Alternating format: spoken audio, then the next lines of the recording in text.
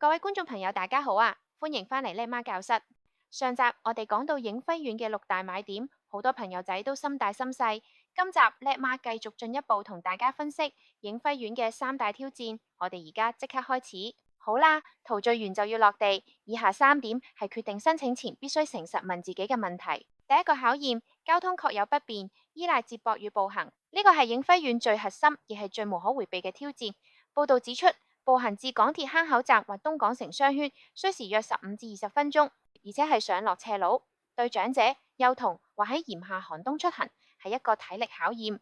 公共交通主要依賴兩個巴士站：水邊村站同影業路站。主要路線包括792M、91M、9191S、專線小巴11號同11M。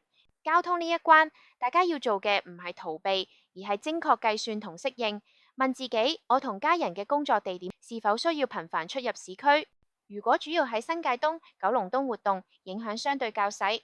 如果喺港島、中西區返工，就要計清楚小巴轉地鐵，整個通勤時間可能要超過1小時。叻媽強烈建議大家喺申請前揾一個週末，親身由坑口站行一次上去影業路，感受嗰段斜路，並試搭一次792M或小巴，體驗真實嘅交通時間與班次。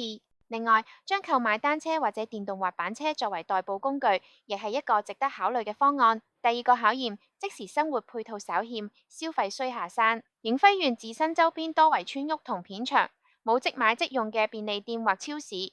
雖然可以行10分鐘去富寧花園解決基本所需，但如果想行大型商場、睇戲或者食多個菜，就必須下山去坑口站或將軍澳市中心，即興消費嘅便利性確實較低。呢個其實係生活模式嘅選擇，大家可唔可以接受將日常採購與休閒消費分開？可能1星期去1-2次大商場大採購，平日就喺富寧街市買新鮮餸菜。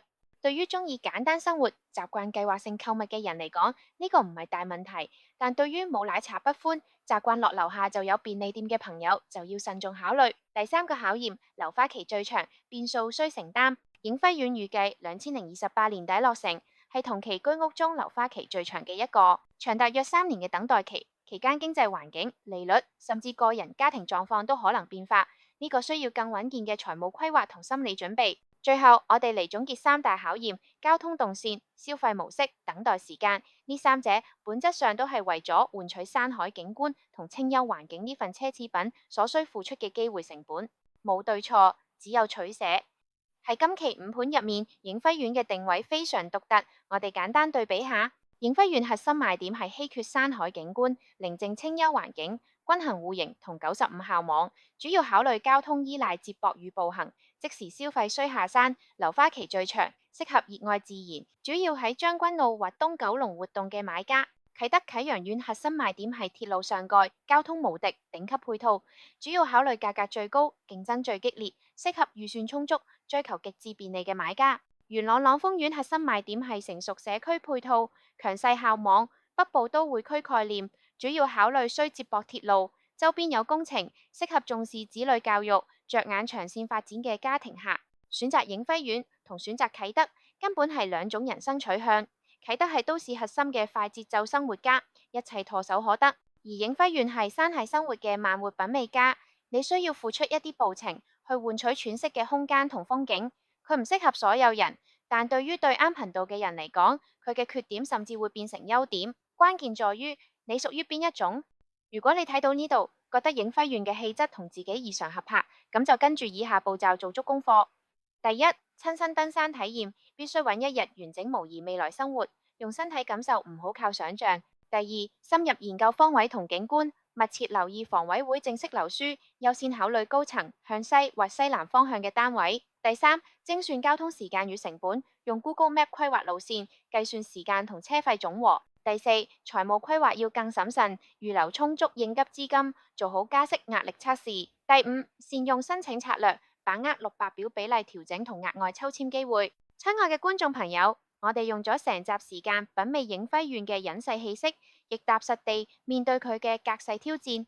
我真正想帶俾大家嘅啟發係，買樓其實係一場認識自己嘅過程。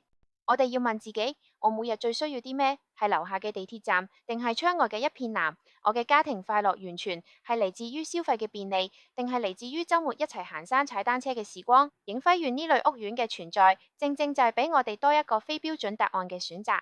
佢提醒我哋，安居嘅意義不止於一個地址，更在於呢個地址所承載嘅生活模樣。無論你最終選擇擁抱山峰定擁抱人潮，只要係經過深思熟慮，忠於自己內心所需嘅決定，就係最好嘅決定。